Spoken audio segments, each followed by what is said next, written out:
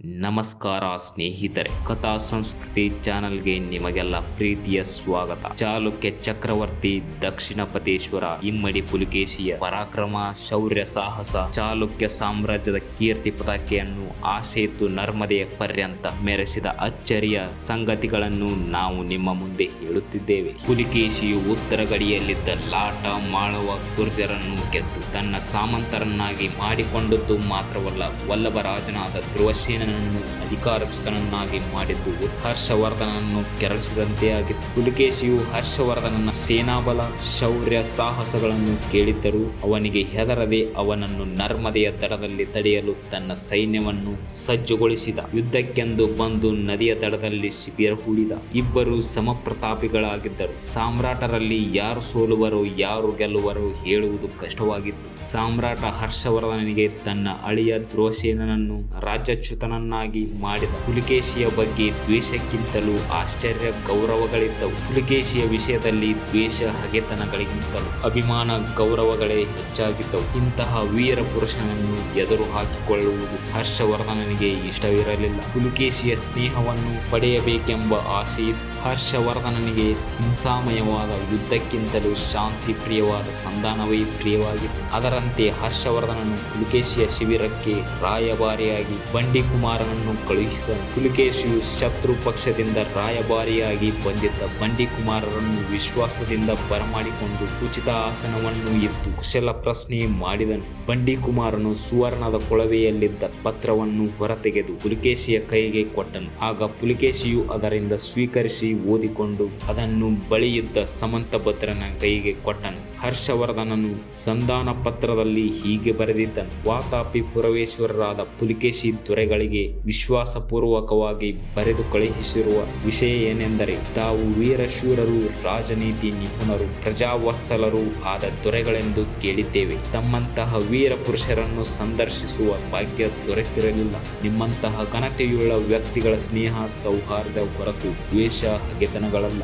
ನಮ್ಮೆರಡು ರಾಜ್ಯಗಳಿಗೆ ಮಾಳವ ಗುರ್ಜರ ಕಾರಣದಿಂದಲೂ ವಲ್ಲಭರಾಜ ಧ್ರುವಸೇನರ ಕಾರಣದಿಂದಲೂ ವೈಮನಸ್ಸು ಉಂಟಾಗಿದೆ. ಶಾಂತಿಯುತವಾಗಿ ಬಗೆಹರಿಸಿಕೊಳ್ಳುವುದರ ಬಗ್ಗೆ ಹರ್ಷವರ್ಧನ ತಿಳಿಸಿದ. ಆಗ ಪುಲಿಕೇಶಿಯು ರಾಯಭಾರಿಗಳೇ, ನಿಮ್ಮ ಸಾಮ್ರಾಟರು ನಮ್ಮೊಡನೆ ಸ್ನೇಹ ಸೌಹಾರ್ದಗಳನ್ನು ಅಪೇಕ್ಷಿಸಿದ್ದರು, ಸಂಧಾನಾಪೇಕ್ಷೆಯಾದರೂ ಅವರು ಸೂಚಿಸಿದ ಷರತ್ತಿನ ಮೇಲೆ ಎರಡು ರಾಷ್ಟ್ರಗಳಿಗೆ ಶಾಂತಿ ಒಪ್ಪಂದ ಏರ್ಪಡಲು ಸಾಧ್ಯವಿಲ್ಲ ಎಂದು ವಿಷಾದದಿಂದ ತಿಳಿಸಿದ. ಹೀಗೆ ಹೇಳಿದ ಪುಲಿಕೇಶಿಯು ಬಂಡಿಕುಮಾರರಿಗೆ ಹೀಗೆ ಹೇಳಿದ: ನಿಮ್ಮ ಸಾಮ್ರಾಟರಿಗೆ ನಮ್ಮೊಡನೆ ನಿಜವಾದ ಮೈತ್ರಿ ಬೆಳೆಸುವುದು ಬೇಕಾಗಿದ್ದರೆ ಅದು ನಿಜವಾದ ಪ್ರೇಮದಿಂದ ಬರಲಿ. ಈ ಮಾತನ್ನು ಹರ್ಷವರ್ಧನರಿಗೆ ತಿಳಿಸಿ, ಪುಲಿಕೇಶಿ ದೊರೆಗಳು ಉತ್ತರಾಪತೇಶ್ವರರ ದೃಷ್ಟಿಯಲ್ಲಿ ಸಣ್ಣ ಸಾಮ್ರಾಟರಿರಬಹುದು. ಅವರು ಕನ್ನಡ ನಾಡಿನ ಪುರುಷಸಿಂಹ, ರಣವಿಕ್ರಮ, ಸತ್ಯಾಶ್ರಯ ಇತ್ಯಾದಿ ಬಿರುದಾಂಕಿತರು. ಚಾಲುಕ್ಯ ಸಿಂಹಾಸನದಲ್ಲಿ ಕುಳಿತಿರುವ ಸ್ವಾಭಿಮಾನಿಯಾದ ಸಾಮ್ರಾಟರು. ಅವರೆಂದಿಗೂ ತಮ್ಮ ಸಿಂಹಾಸನದ ಘನತೆ ಗೌರವಗಳಿಗೆ ಕುಂದುಂಟು ಮಾಡುವ ಯಾವುದೇ ಒಪ್ಪಂದಕ್ಕೆ ತಲೆ ಬಾಗಲು ಸಿದ್ಧರಿಲ್ಲ. ಎರಡು ರಾಷ್ಟ್ರಗಳ ನಡುವೆ ನಿಜವಾದ ಸ್ನೇಹ ಸೌಹಾರ್ದ ನಿಮ್ಮ ದೊರೆಗಳ ಇಚ್ಛೆಯಾಗಿದ್ದರೆ ಯಾವ ಷರತ್ತು ಹಾಕದೆ ನಮ್ಮನ್ನು ಸಮಾನರಂತೆ ನಡೆಸಿಕೊಳ್ಳಲಿ.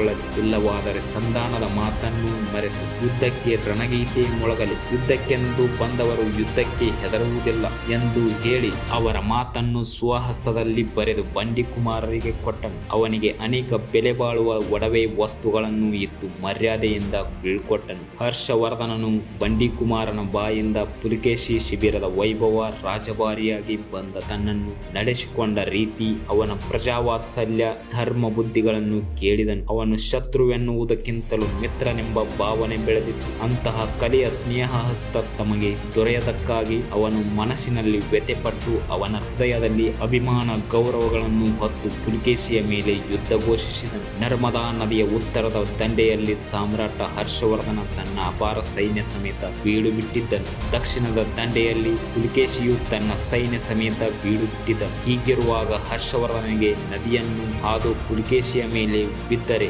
ಅಪಾಯಕಾರಿ ಎಂದು ಹರ್ಷವರ್ಧನನಿಗೆ ತಿಳಿದಿತ್ತು. ಹರ್ಷವರ್ಧನ ದಕ್ಷಿಣ ದಂಡೆಯಲ್ಲಿ ಶಿಬಿರ ಹಾಕಿದ. ಮುಂದೆ ಸೈನಿಕ ಶಿಬಿರದಲ್ಲಿ ಕೂಗಾಟ ಆರಂಭವಾಗಿ ಪುಲಿಕೇಶಿಯು ಸೈನಿಕರ ಗುಡ್ಡಗಾಡಿನಲ್ಲಿ ತಲೆ ಮರೆಸಿಕೊಂಡಿದ್ದವರು ಒಮ್ಮೆಲೆ ಬಂದು ದಕ್ಷಿಣದ ದಂಡೆಯಲ್ಲಿದ್ದ ಶತ್ರು ಶಿಬಿರದ ಮೇಲೆ ದಾಳಿ ಮಾಡಿದರು. ಅವರ ಕೈಗೆ ಸಿಕ್ಕ ಗುಡಾರಗಳನ್ನು ಅಗ್ನಿ ನಾರಾಯಣನಿಗೆ ಅರ್ಪಿಸುತ್ತಾ ಎದುರಾದ ಸೈನಿಕರನ್ನು ಖಡ್ಗಕ್ಕೆ ಬಲಿ ಕೊಡುತ್ತಾ ಕತ್ತಿಯಾದರೆ ಕತ್ತಿ, ಬೆಂಕಿಯಾದರೆ ಬೆಂಕಿ, ಆನೆ ಕುದುರೆಗಳಾದರೆ ಆನೆ ಕುದುರೆಗಳನ್ನು ಶತ್ರು ಮರ್ದನ ಕಾರ್ಯದಲ್ಲಿ ತೊಡಗಿದ್ದರು. ಎಲ್ಲೆಲ್ಲೂ ಚೀತ್ಕಾರ, ಕಿರ್ಚಾಟ, ನೋವಿನ ಧ್ವನಿ, ವಿಜೇತರಾದವರ ಜಯಘೋಷ, ಮದ್ದುಗುಂಡುಗಳ ಭಯಂಕರ ಶಬ್ದದಿಂದ ತುಂಬಿದ್ದವು.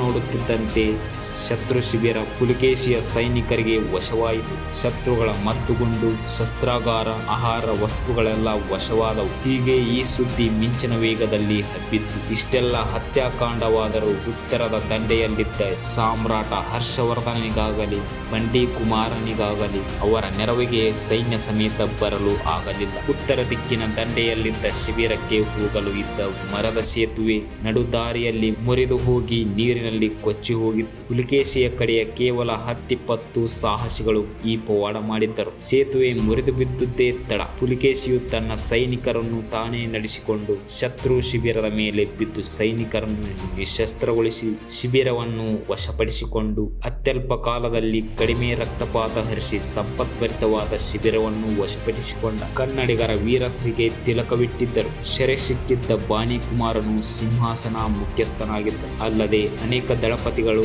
ಕೈಸೆರೆಯಾಗಿದ್ದರು. ಅವರಿಗೆ ಪುಲಿಕೇಶಿಯು ಅವರನ್ನು ಗೌರವವಾಗಿ ನಡೆಸಿಕೊಂಡು ವೀರ ಸನ್ಮಾನ ಮಾಡಿದನು. ಯುದ್ಧ ಮುಗಿಯುವವರೆಗೂ ಸೆರೆಯಲ್ಲಿ ಇರಿಸಿದ್ದ. ಈ ಎಲ್ಲ ವಿಷಯ ಹರ್ಷವರ್ಧನಿಗೆ ಮುಟ್ಟಿತು. ಅವನು ಕೋಪದಿಂದ ಹಲ್ಲು ಕಡೆದನು. ಅವನಿಗೆ ನಿರಪರಾಧಿಗಳಾದ ಸೈನಿಕರನ್ನು ಶತ್ರುಗಳ ಕೈಗೆ ಸಿಕ್ಕ ಕಗ್ಗೊಲೆಗೆ ಸಿದ್ಧರಾಗಿರುವ ಸಂಗತಿಯನ್ನು ನೆನೆದಾಗ ಹೃದಯ ಒಡೆದಿತ್ತು. ಅವನು ಸೈನಿಕರ ಕಗ್ಗೊಲೆಯನ್ನು ನಿಲ್ಲಿಸಲು ವಿವೇಚನಾದ. ಪುಲಿಕೇಶಿಯ ಜೊತೆಯಲ್ಲಿ ಸಂಧಾನಪೇಕ್ಷಿಯಾದ. ಹೀಗೆ ಹರ್ಷವರ್ಧನನು ಬಂಡಿ ಕುಮಾರರನ್ನು ಮತ್ತೆ ಸಂಧಾನಪೇಕ್ಷಿಯಾಗಿ ಕಳುಹಿಸಿದನು. ಪುಲಿಕೇಶಿಯ ಶಿಬಿರಕ್ಕೆ ರಾಯಭಾರಿಯಾಗಿ ಬಂದನು. ಬಂಡಿ ಕುಮಾರರಿಗೆ ಪುಲಿಕೇಶಿಯು ಪ್ರೀತಿ, ವಿಶ್ವಾಸ, ಗೌರವಗಳಿಂದ ಬರಮಾಡಿಕೊಂಡು ಕೂರಿಸಿದರು. ಆನಂತರ ಕುಶಲ ಪ್ರಶ್ನೆ ಮಾಡಿ ಬಂದ ಕಾರಣ ಪ್ರಭು ಮತ್ತೆ ತಮ್ಮೊಡನೆ ಸಂಧಾನಪೇಕ್ಷಿಯಾಗಿ ಬರುವ ದುರ್ವಿಧಿ ನಮ್ಮದಾಗಿದೆ ಎಂದು ಪತ್ರ ಕೊಟ್ಟನು. ಹರ್ಷವರ್ಧನನ ಕೆಲವೇ ಮಾತುಗಳಲ್ಲಿ ಎರಡೂ ರಾಷ್ಟ್ರಗಳ ಕಲ್ಯಾಣಗಳ ಸಲುವಾಗಿ ತಾನು ಯಾವ ತ್ಯಾಗಕ್ಕೂ ಬಲಿದಾನಕ್ಕೂ ಸಿದ್ಧನಿರುವುದಾಗಿ ಸ್ಪಷ್ಟವಾಗಿ ತಿಳಿಸಿದ.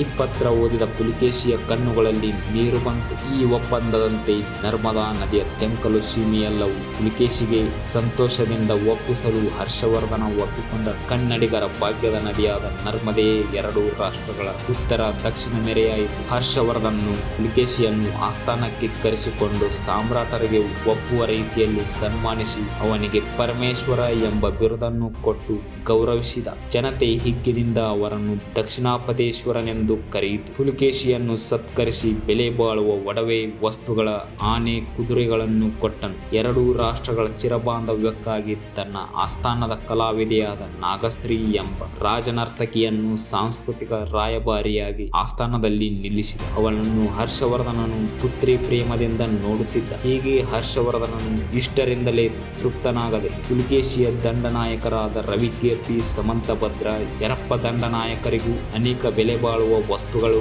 ಕೊಟ್ಟನು. ಸೈನಿಕರಿಗೂ ಒಡವೆ ವಸ್ತುಗಳು ಕೊಟ್ಟನು. ಹೀಗೆ ಪುಲಿಕೇಶಿ ಹರ್ಷವರ್ಧನ ಶತ್ರುಗಳಾಗಿ ಬಂದವರು ಮಿತ್ರರಾಗಿ ಹಿಂದಿರುಗಿದ್ದರು. ಪರಮೇಶ್ವರ ಪುಲಿಕೇಶಿಯ ಹೆಸರು ದಿಗಂತ ವಿಶ್ರಾಂತವಾಯಿತು. ಅವನು ವೀರಶ್ರೀಯ ಖ್ಯಾತಿ ದೇಶ ವಿದೇಶಗಳಿಗೆ ಹರಡಿತು. ಕನ್ನಡಿಗರ ಕಲಿತನ, ಶೌರ್ಯ, ಸಾಹಸ ಗುಣ, ಪಕ್ಷಪಾತಗಳ ಕೀರ್ತಿಪುಂಜವಾಗಿ ಪುಲಿಕೇಶಿಯು ವಾತಾಪಿಗೆ ಹಿಂದಿರುಗಿದ. ಪುಲಿಕೇಶಿಯ ಸಾಮ್ರಾಟ ಹರ್ಷವರ್ಧನನ್ನು ಸೋಲಿಸಿದ ಮೇಲೆ ತನಗೆ ದೊರೆತ ವಿಜಯದಿಂದ ತೃಪ್ತಗೊಳ್ಳದೆ ತನ್ನ ದಂಡಯಾತ್ರೆಯನ್ನು ಮುಂದುವರಿಸಿ ದಕ್ಷಿಣಾಪತೇಶ್ವರನೆಂಬ ತನ್ನ ಬಿರುದನ್ನು ಸಾರ್ಥಕಪಡಿಸಿಕೊಳ್ಳಲು ನಿಶ್ಚಯಿಸಿ ವಿಂಧ್ಯಾದ್ರಿಯ ಆಗ್ನೇಯ ದಿಕ್ಕಿನಲ್ಲಿ ಕೋಸಲದ ಮೇಲೆ ದಂಡೆತ್ತಿ ಹೊರಟನು.